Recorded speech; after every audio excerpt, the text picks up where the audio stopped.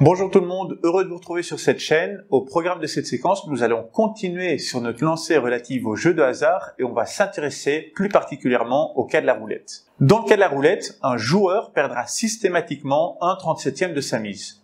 Tout simplement parce qu'il n'y a pas 36 mais bien 37 chiffres dans la mesure où le 0 entre en ligne de compte. Et ce 0 a une influence majeure. Quand un joueur mise correctement sur passe, paire ou couleur, noir ou rouge, il gagnera le double de sa mise. Les variantes P12, M12, D12 à l'écran fonctionnent sur le même principe. Or, la probabilité de joueur gagne n'est pas d'une chance sur 2, mais de 18 chances sur 37, c'est-à-dire 0,97 chances sur 2.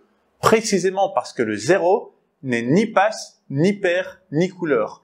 Il y a donc comme couleur le rouge, le noir et le vert qui correspond à la case du 0. Alors, pour rappel, statistiquement, selon la loi des grands nombres, tous les chiffres seront tirés le même nombre de fois quand on se rapproche d'une infinité de tirages.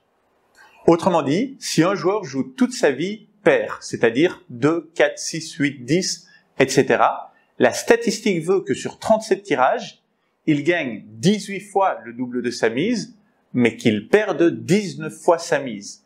Au final, il aura donc perdu statistiquement une fois sa mise tous les 37 tirages.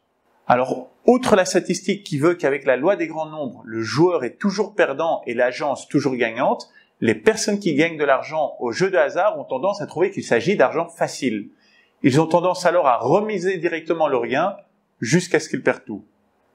Le jeu de la roulette, comme les jeux de loterie, comme les paris sportifs, comme l'euro-million, sont avant tout une forme de divertissement. Il est donc important de comprendre que les chances de gagner un prix important sont extrêmement minces. La plupart des gens ne remporteront jamais de gros prix et pourront même perdre de l'argent à la longue.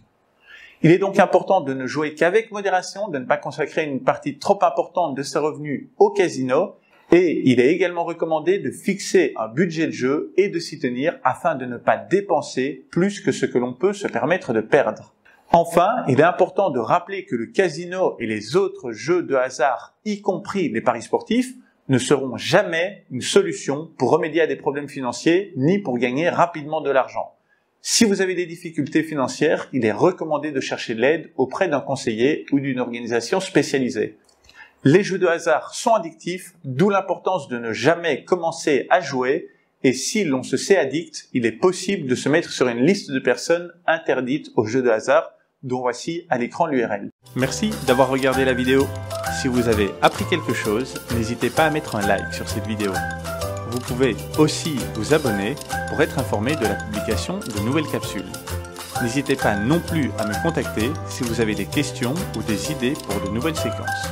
Allez, merci et à bientôt.